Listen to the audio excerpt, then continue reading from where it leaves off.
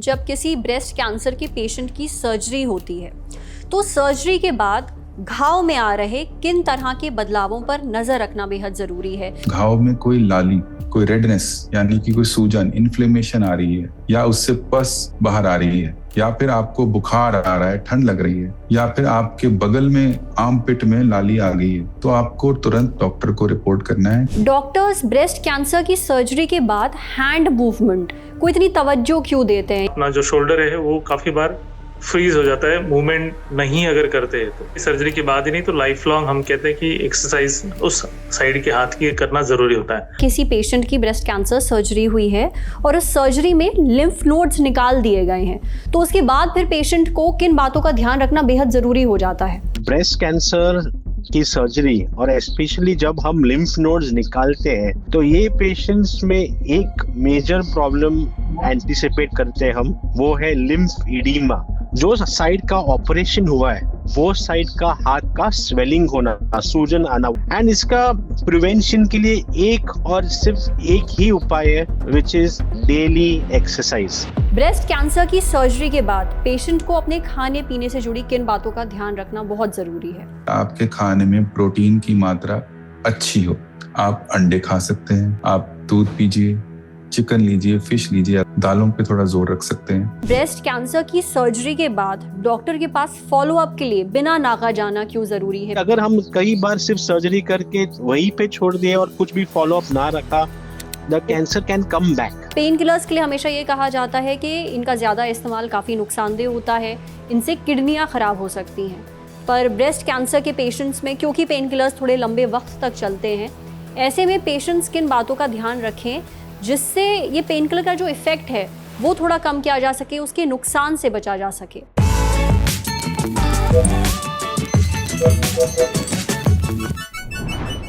Breast cancer के कई मरीजों में सर्जरी की जरूरत पड़ती है। अब सर्जरी से ट्यूमर तो निकाल दिया जाता है, लेकिन अक्सर मरीज सर्जरी के बाद कुछ ऐसी गलतियां कर बैठते हैं जिनके चलते रिकवरी मुश्किल हो जाती है। क्या हैं ये आम गलतियां? इन पर हम आज सेहत के इस खास एपिसोड में बात करेंगे। डॉक्टर्स से जानेंगे ब्रेस्ट कैंसर सर्जरी के बाद कौन सी एक्टिविटीज़ नहीं करनी चाहिए। अगर पेन किलर्स ले रहे हैं तो किन बातों का ध्यान रखना बहुत ज़रूरी है। सर्जरी के बाद कौन सी एक्सरसाइजेस करनी चाहिए और कौन सी नहीं, और भी बहुत कुछ। Lalan top in partnership with AstraZeneca लेकर आया है आपके लिए ब्रेस्ट कैंसर पर एक खास सीरीज, जिसमें इस बीमारी से जुड़ी हर ज़रूरी जानकारी आपको दी जाएगी। आज हमारे साथ हैं doctor Ketan Dang, senior consultant medical oncology, Fortis hospital Mohali से, doctor Manoj Mahajan, founder cancer care clinic Udaipur Rajasthan और director department of oncology and hematology Pacific medical college hospital Udaipur Rajasthan से, and doctor Jehan Dhabar, consultant medical oncology Jaslok hospital and research centre Mumbai से।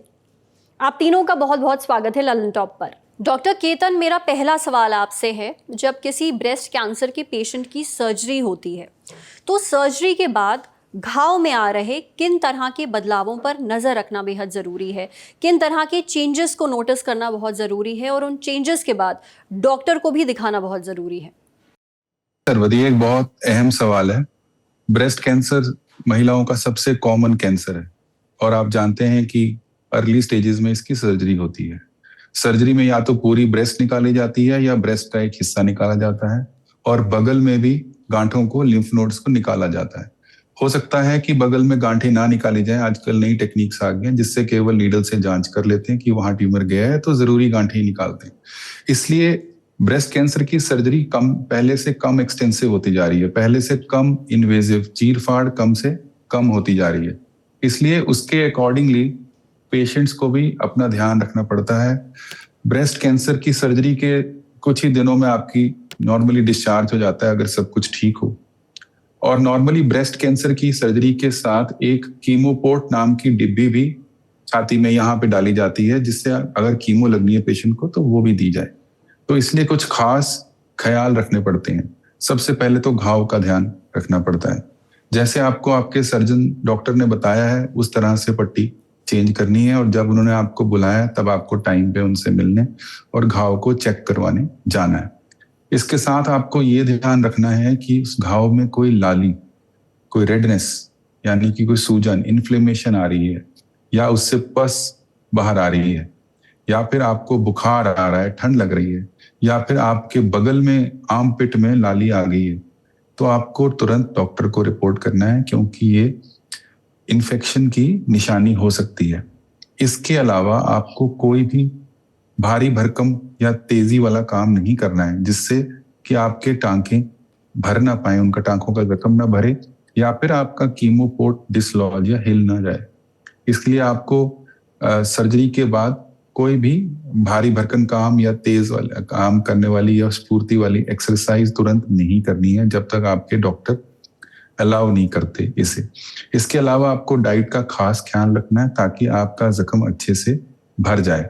उसके लिए जैसे आपको डॉक्टर हीलिंग के लिए विटामिन, मिनरल्स और जो प्रोटीन युक्त डाइट आपको बताएंगे वो लेनी है, पौष्टिक आहार लेना है। चाहे आप वेजिटेरियन हैं तो वेजिटेरियन डाइट चार्ट लेके जाइए, चाहे आप नॉन वेजिटेरियन हैं तो अकॉर्डिंगली आप प्रोटीन के इनटेक अपने खाने के अनुसार बढ़ा सकते हैं, ताकि आपका जख्म टाइम पे हील हो जाए। इसके अलावा डॉक्टर नॉर्मली एंटीबायोटिक्स देने को कहते हैं, जिनका कोर्स तकरीबन 5 दिन के आसपास का होता है, जो आपको करना है। और पेन और सूजन के लिए शुरू में खास दवाइयां बताई जाती हैं जो आपको लेनी है, और फॉलोअप के लिए टाइम पर आना है।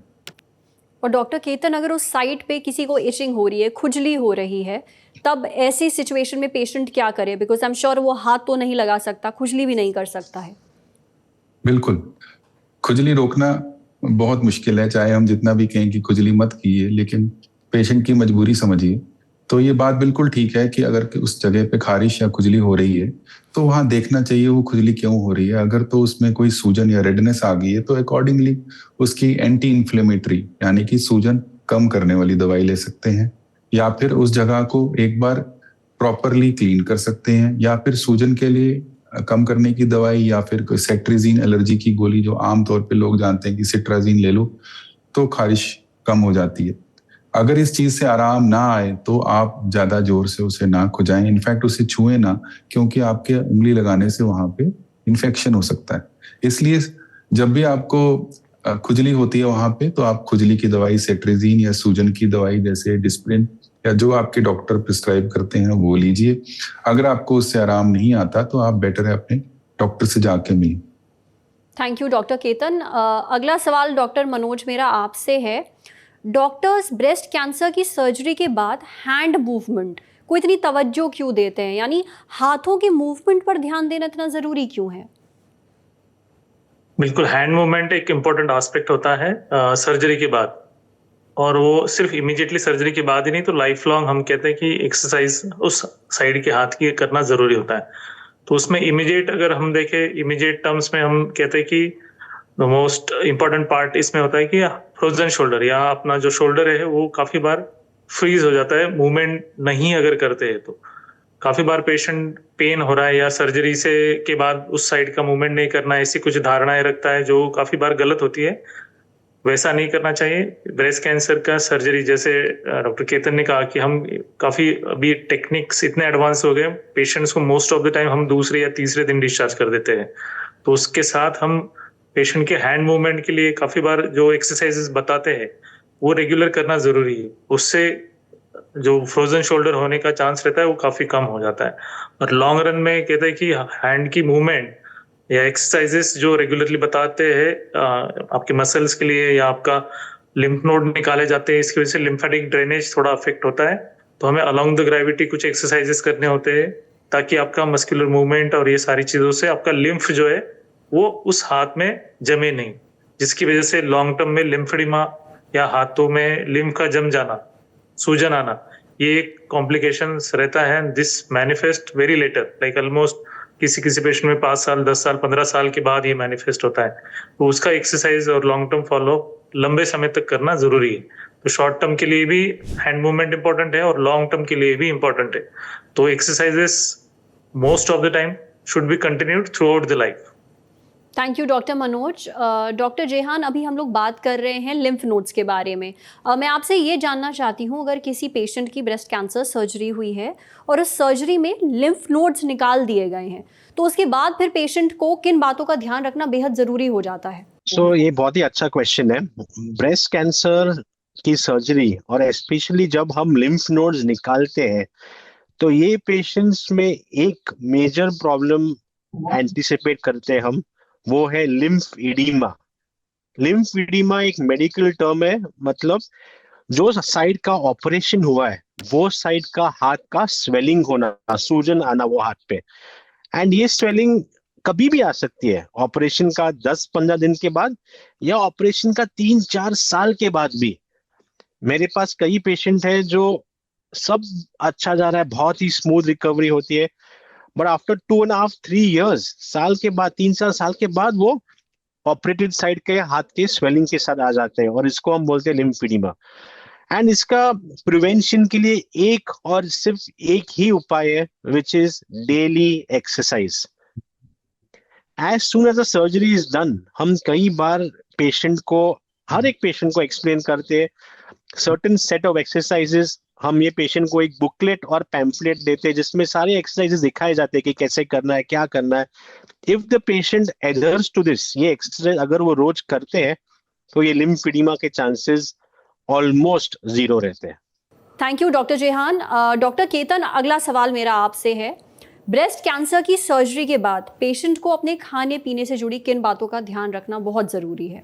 पेशेंट के करीबी रिश्तेदार अक्सर ये पूछते हैं कि डॉक्टर साहब, इतनी बड़ी सर्जरी के बाद अपने मरीज को हम खाने में क्या दें ताकि वो स्वस्थ रहे, उसका जख्म भी स्वस्थ रहे और उसकी रिकवरी अच्छी हो जाए। इसलिए ये बहुत ज़रूरी है कि आपके खाने में प्रोटीन की मात्रा अच्छी हो, चाहे आप वेजिटेरियन हैं या नॉन वेजिटेरियन। आप अंडे खा सकते हैं अगर यदि आपको सूट करता है, आप दूध पीजिए, चिकन लीजिए, फिश लीजिए अगर आप नॉन वेजिटेरियन हैं, दालों पे थोड़ा जोर रख सकते हैं। तो इस तरह आपको हाई प्रोटीन डाइट लेनी है, जो कि आप सब समझते हैं कि प्रोटीन से जख्म जल्दी भरते हैं।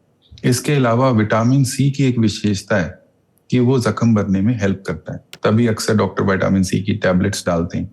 लेकिन आप विटामिन सी को नेचुरली कुछ फ्रूट्स में खा सकते हैं, जैसे कि आंवला, अमरूद, गुआवा या ऑरेंजेस यानी संतरे, माल्टे। इन सब में पर्याप्त मात्रा में विटामिन सी होता है। इसके अलावा कुछ ऐसे पदार्थ हैं खाने में जैसे हल्दी, जिसकी मात्रा अच्छी ठीक रहनी चाहिए, जिससे कि एंटी इन्फ्लेमेटरी इफेक्ट आता है, इन्फ्लेमेशन में कमी आती है, यानी कि जख्म के भरने में सूजन कम हो जाती है। इसके अलावा नमक की मात्रा कंट्रोल में रखें, क्योंकि नमक यदि ज्यादा होगा खाने में तो बाजू की सूजन ज्यादा बढ़ सकती है, लिम्फेडिमा। फिर लिम्फेडिमा यानी बाजू की सूजन अगर बढ़ गई तो उसकी कॉम्प्लिकेशंस हो सकती हैं। ये बाजू की सूजन इसलिए होती है क्योंकि ब्रेस्ट कैंसर में छाती के अलावा बगल की गांठों को भी अक्सर निकाला जाता है, क्योंकि वहां कैंसर ना पहुंच गया हो, ये चेक करने के लिए। इसलिए इसका भी खास ख्याल रखना है कि बाजू की सूजन कम रखने के लिए आपको नमक की मात्रा कम रखनी है। इसके अलावा वो फूड्स जैसे ग्रीजी, चिकनाई वाले तेल और घी बहुत ज्यादा नहीं, हाँ 1 चम्मच घी तक दिन में अलाउड है, लेकिन बहुत ज्यादा ग्रीजी, ऑयली, तेल रिच और मसाले युक्त खाना खाने से ना तो आपको दवाइयां पचेंगी और आपकी रिकवरी भी उतनी अच्छी नहीं होगी और शुगर भी बढ़ सकती है। इसलिए अपने मसालों को और अपने तेल, चिकनाई वाली चीजों को कंट्रोल में रखें ताकि आपके जख्म की हीलिंग अच्छी हो। और सबसे जरूरी है क्या नहीं खाना पीना, वो है अल्कोहल। सर्जरी के बाद अल्कोहल मत पिए, क्योंकि उससे दवाइयों से इंटरेक्शन भी होगा, दवाइयां अच्छे से नहीं पचेंगी, आप अपने जख्म का ख्याल नहीं रख पाएंगे। इसलिए आपको अल्कोहल नहीं पीना है, और साथ में अल्कोहल पीने से इम्यूनिटी टेम्पररी कम हो सकती है और जख्म की हीलिंग भी स्लो हो सकती है। तो इन सब चीजों का आपको ध्यान रखना चाहिए रिगार्डिंग खाना पीना। डॉक्टर मनोज, मेरा अगला सवाल आपसे है, ब्रेस्ट कैंसर के जो पेशेंट्स हैं उनमें पेन मैनेजमेंट बहुत ज़रूरी होता है। पेशेंट्स को सर्जरी के बाद अक्सर पेन किलर्स दिए जाते हैं। अब पेन किलर्स के लिए हमेशा ये कहा जाता है कि इनका ज़्यादा इस्तेमाल काफ़ी नुकसानदेह होता है, इनसे किडनियाँ ख़राब हो सकती हैं। पर ब्रेस्ट कैंसर के पेशेंट्स में क्योंकि पेन किलर्स थोड़े लंबे वक्त तक चलते हैं, ऐसे में पेशेंट्स किन बातों का ध्यान रखें जिससे ये पेन किलर का जो इफ़ेक्ट है वो थोड़ा कम किया जा सके, उसके नुकसान से बचा जा सके? बिल्कुल सही कहा आपने। कुछ हद तक पेन किलर दिया जाता है, लेकिन और स्पेशली लंबे समय तक अनमॉनिटर्ड अगर हम कुछ पेन किलर्स, कुछ पर्टिकुलर टाइप के पेन किलर्स अगर लेते हैं तो उससे किडनियों पे असर आ सकता है। ये बिल्कुल सही बात है। तो ज्यादातर बार जो सर्जन्स या जो भी आपके सर्जन हैं उनके कंसल्टेशंस में के हिसाब से जितना मात्रा दिया जाए उतना ही दिन की मात्रा लेनी चाहिए।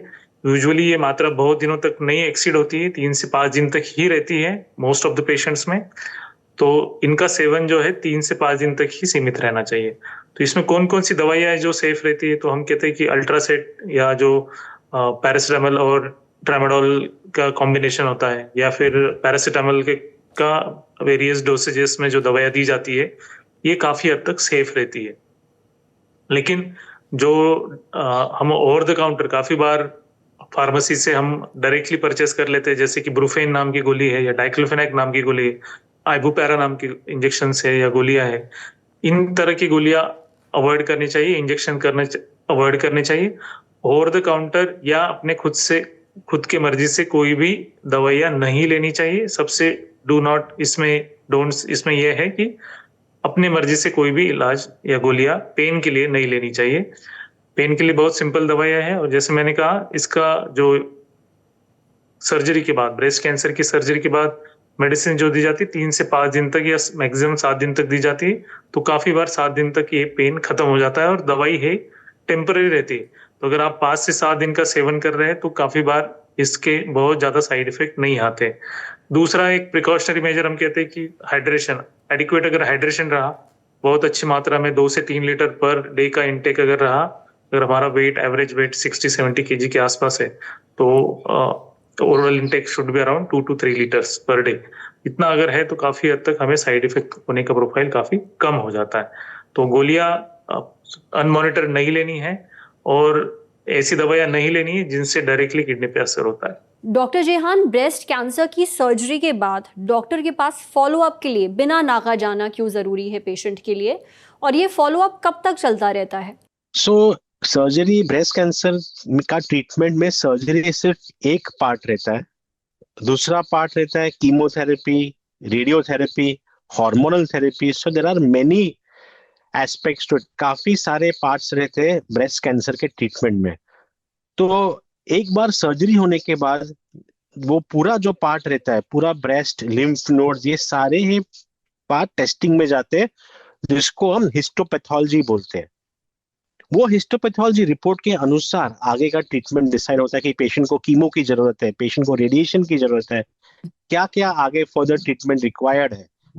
तो जैसे ही ये हिस्टोपैथ रिपोर्ट आता है, the patient should follow up with the operating surgeon, और वो रिपोर्ट के अनुसार वो सर्जन डिसाइड कर सकते हैं कि अभी आपको कीमो लेना चाहिए, रेडिएशन लेना चाहिए। ये सब फर्दर स्टेप्स बताना बहुत जरूरी है, क्योंकि अगर हम कई बार सिर्फ सर्जरी करके वहीं पे छोड़ दिए और कुछ भी फॉलो अप ना रखा, सर्जन के पास वापस ना गए, the cancer can come back, वापस आ सकता है कैंसर। और इसलिए ये बाकी के स्टेप्स बहुत इंपॉर्टेंट है, एंड ये आपको जानना बहुत जरूरी है एज अ पेशेंट। आपको सर्जन को पूछना कि सर हमारा नेक्स्ट फॉलो अप कभी है, हम कभी आ सकते हैं अभी अगला, हमारा ड्रेसिंग, वुंड का जो केयर है, देखभाल है, वो कैसे करना है, ये सब जानना बहुत ही जरूरी है। यूजुअली अगर जब कीमो नहीं रहता है, हार्मोनल थेरेपी या रेडिएशन कुछ भी ट्रीटमेंट नहीं रहता है, तो once in 3 to 4 months checkup के लिए जाना बहुत इंपॉर्टेंट रहता है। डॉक्टर केतन, अगला सवाल मेरा आपसे है, ब्रेस्ट कैंसर की सर्जरी के बाद पेशेंट को टाइट कपड़े या टाइट ज्वेलरी पहनने से मना क्यों किया जाता है? जी, ये बहुत इम्पोर्टेंट सवाल है जो अक्सर नज़रअंदाज कर दिया जाता है। अगर आपकी सर्जरी हुई है, यानी कि आपकी ब्रेस्ट का पार्शियल आधा या पूरा निकाला गया है, साथ में आपकी बगल में अक्सर गांठों को निकाला जाता है। उस एक्सिलरी डाइसेक्शन जिसे हम साइंस में कहते हैं, यानी कि बगल की गांठों को निकालना, उस प्रोसीजर की वजह से खास ख्याल रखना बहुत जरूरी है। खासकर टाइट कपड़े ना पहनना और ज्वेलरी ना पहनना। वो इसलिए कि मान लीजिए आपने अगर उंगली में अंगूठी पहनी है या कोई टाइट बैंगल या ब्रेसलेट पहना है बाजू में, और आपकी बाजू में सूजन आ गई, क्योंकि जैसे कि मैंने आपको पहले बताया, लिम्फीडीमा, यानी कि जहाँ जो ये लिम्फ की कोशिकाओं को निकाल देने के बाद खून रक्त के साथ लिम्फ का बहाव इतना अच्छा नहीं रहेगा, तो बाजू सूज जाएगी। तो यदि आप टाइट अंगूठी पहन के सो गए रात को और सुबह तक उसका प्रेशर इतना बन गया सूजन का कि आपकी उंगली के खून का बहाव ही कम हो गया, तो आपकी उंगली डैमेज हो सकती है, परमानेंट नुकसान हो सकता है। इसी तरह बाजू में टाइट बैंगल पहनने से वो स्वेलिंग और बढ़ सकती है। स्वेलिंग के बढ़ने से प्रेशर से और कॉम्प्लिकेशन आ सकती हैं, जैसे कि इन्फेक्शन हो सकती है। इसी तरह यदि आप बहुत टाइट कपड़े पहनेंगे तो स्वेटिंग होगी तो इन्फेक्शन आएगा। जख्म में इन्फेक्शन पड़ गई तो फिर हीलिंग सारी खराब हो जाएगी। इसके अलावा स्किन की इरिटेशन से भी जख्म नहीं भरेंगे या रेडनेस आ जाएगी या फिर आप खुजली करेंगे। टाइट कपड़े से आपकी मूवमेंट फिर रिस्ट्रिक्ट हो जाएगी, रुक जाएगी, और टाइट कपड़े पहनने से आपकी बाजू में सूजन का चांस और बढ़ जाएगा, जिसका आप ख्याल नहीं रख पाएंगे, या फिर आपके स्टिचेस डैमेज हो सकते हैं, या फिर आपकी पट्टी हिल सकती है, फिर उससे फिर इन्फेक्शन हो जाएगी। इसलिए आपको टाइट कपड़े या टाइट ज्वेलरी नहीं पहननी है, और ये खासकर उन लोगों के लिए बहुत जरूरी है जिनकी एक्जिला की पूरी डाइसेक्शन हुई है, यानी कि बगल में भी कट लगा है और कोशिकाओं को निकाला गया है, लिम्फ नोड्स को निकाला गया है। पर आजकल नई टेक्निक्स आ गई हैं जिनसे पूरी कोशिकाओं को नहीं निकाला जाता, केवल डिजीज्ड या सिर्फ चेक करने के लिए 3-4 को निकाला जा सकता है। तो उस केस में थोड़े कम स्ट्रिंजेंट, थोड़े कम स्ट्रिक्ट प्रिकॉशन फॉलो करने होते हैं, लेकिन आमतौर पर यही प्रिकॉशंस हैं कि हम क्यों टाइट कपड़े या ज्वेलरी नहीं पहनते। ओके डॉक्टर केतन, अब अगला सवाल डॉक्टर मनोज मेरा आपसे है। ब्रेस्ट कैंसर की सर्जरी के बाद अक्सर डॉक्टर्स बहुत ही जो इंटेंस एक्सरसाइजेज हैं या स्विमिंग जैसी फिजिकल एक्टिविटीज़ हैं, ये सब करने से मना करते हैं, लेकिन साथ ही डॉक्टर्स ये भी कहते हैं कि फिजियोथेरेपी बेहद ज़रूरी है। तो फिजियोथेरेपी में क्या क्या आ जाता है, किस तरह की फिजियोथेरेपी पेशेंट को लेना बहुत ज़रूरी है, और अगर सही फिजियोथेरेपी पेशेंट को नहीं मिलती है तो इससे क्या नुकसान होता है? बिल्कुल, आप जैसे हम प्रीवियस क्वेश्चंस में डिस्कस कर रहे हैं कि लिम्फेडिमा एक लॉन्ग टर्म कॉम्प्लिकेशंस होता है, जैसे कि हाथों में लिम्फ का जम जाना, उसकी वजह से हाथ में सूजन आ जाती है as compare to the opposite arm. ये लॉन्ग टर्म कॉम्प्लिकेशन है, तो हमें लॉन्ग टर्म के लिए रेगुलर एक्सरसाइजेस करना जरूरी है। तो इसके लिए कुछ स्पेसिफिक एक्सरसाइजेस डेवलप की गई है जो फिजियोथेरेपी के माध्यम से हमारा लिम्फ जो है शरीर में हाथ में न जम के पूरे शरीर में जैसे नॉर्मल उसका बहाव होता है, हार्ट की तरफ जाना उसका नॉर्मल एक फ्लो होता है, उस फ्लो को मेंटेन करने के लिए एक्सरसाइजेस डेवलप की गई होती है। इसमें एक मोस्ट ऑफ द एक्सरसाइजेस इसके लिए ट्रेन होती है कि वो ग्रेविटी के अलोंग अपना लिम्फ ट्रेन हो जाए और वो हार्ट की तरफ चला जाए, तो ताकि उसका जमने की प्रक्रिया जो है वो रेगुलर फ्लो में चलती रहे। और उसके लिए जो एक्सरसाइजेस डेवलप किए हैं, जैसे कि हाथ ऊपर करना ग्रेविटी के अलोंग, तो उससे अपना काफी हद तक, फिर आपका डिस्टल एंड आप कॉन्ट्रैक्ट करना, डिस्टल फोरआर्म है उसके मसल्स को कॉन्ट्रैक्ट करना। तो कुछ बहुत सिंपल एक्सरसाइजेस है, but these are very specific. और जैसे किसी में अगर सूजन आती है तो उसके लिए लिम्फ फिजियोथेरेपी के कुछ टेक्निक्स होते हैं जिससे ये लिम्फ में जो जमा हुआ लिम्फ है उसको ड्रेन किया जाता है। तो ये एक्सरसाइजेस रेगुलर करने से ये लिम्फ जमेगा नहीं और लॉन्ग टर्म में लिम्फेडिमा नहीं होगा। लिम्फेडिमा एक बहुत सीरियस कॉम्प्लिकेशंस है जिसके लिए definite treatment is not available as of now. With there are experimental research based कुछ ट्रीटमेंट चल रहे हैं, बट डेफिनेट ट्रीटमेंट अवेलेबल नहीं। तो इसके लिए हम कहते हैं कि prevention is the best way to avoid the lymphedema. तो प्रिवेंशन में क्या आता है? प्रिवेंशन में एक्सरसाइजेस आती है। तो ये जो फिजियोथेरेपी और उससे रिलेटेड एक्सरसाइजेस है, those aim for draining the lymph, ये हमें रेगुलरली करते रहना चाहिए लाइफ लॉन्ग, तब जाके ये लिम्फेडिमा नहीं बनेगा। Thank you doctor Manoj. और डॉक्टर जेहान, आखिरी सवाल मेरा आपसे है, ब्रेस्ट कैंसर की सर्जरी के बाद ऐसी कौन कौन सी एक्टिविटीज़ हैं जो डॉक्टर करने से मना करते हैं, और जब तक डॉक्टर ओके ना कहें तब तक पेशेंट को ये एक्टिविटीज़ नहीं रिज्यूम करनी चाहिए? सो यूजुअली हम सिर्फ एक ही चीज बोलते हैं कि फॉर द फर्स्ट 1 मंथ, 1 महीने तक कुछ भी हैवी वेट पिकअप नहीं करना है। एंड हैवी वेट मतलब not more than 3 to 4 kilos. Day to day activity जो डे टू डे सारा काम कर सकते हैं, but heavy weight for 1 to 2 months you should avoid. बाकी ऐसा कुछ भी एक्टिविटी रिस्ट्रिक्टेड नहीं है। इनफैक्ट आप जितना एक्टिविटी करोगे, जितना वो हैंड को यूज करोगे, जैसे मैंने फर्स्ट क्वेश्चन में भी बोला था, जितना आप एक्सरसाइज करोगे कॉम्प्लिकेशन के चांसेस कम है।